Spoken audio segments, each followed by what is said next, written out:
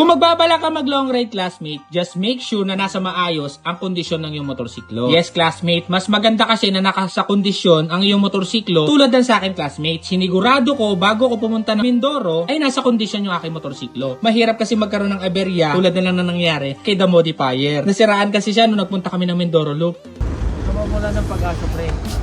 Motor nga ng iba nagagawa mo. Motor mo pa kaya? Ngayon ka pa tawag ito, malulugmok sa kahirapan. Malulugmok, nabibilihan ko yan ng ng fuel pump. Anong kalokohan niya yan? Pag ito na pa-under namin, pre ha, a-under to.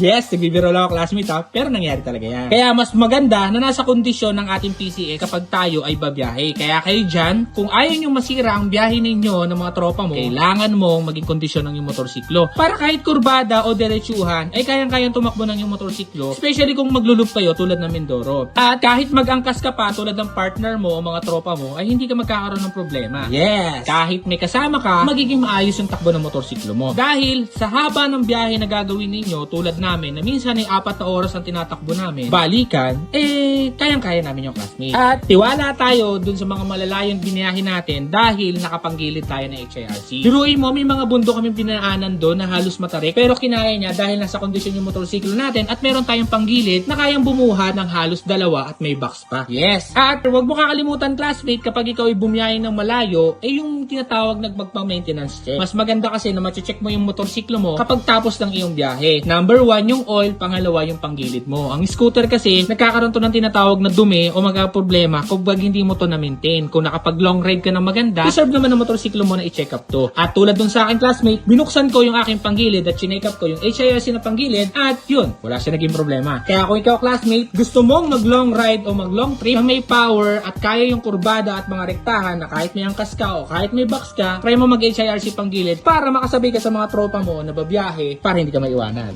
Yes! Mahirap kasi maiwanan kapag kayo ay magla-long ride kapag ka nagkayayaan ng isang tinatawag na isang bitaw. Kaya kung ikaw gusto mo ng malakas, sulit, walang aberya, mag-HIRC ka na panggilid. Sulit na sulit to, classmate. At kung interesado ka, meron kami mga HIRC na panggilid na pwede mong i-purchase via online dahil plug and play na lang to na pwede mong isalpak sa'yo. Meron tayong pang PCX, pang Neo, pang NMAX, pang Aerox, pang Click, pang ADB, at kahit ano pa mga motorsiklo na pwede mong pagpilian. Kaya kung interesado ka, chat mo na yung admin at i-bounce mo na at magiging maganda na yung biyahe mo.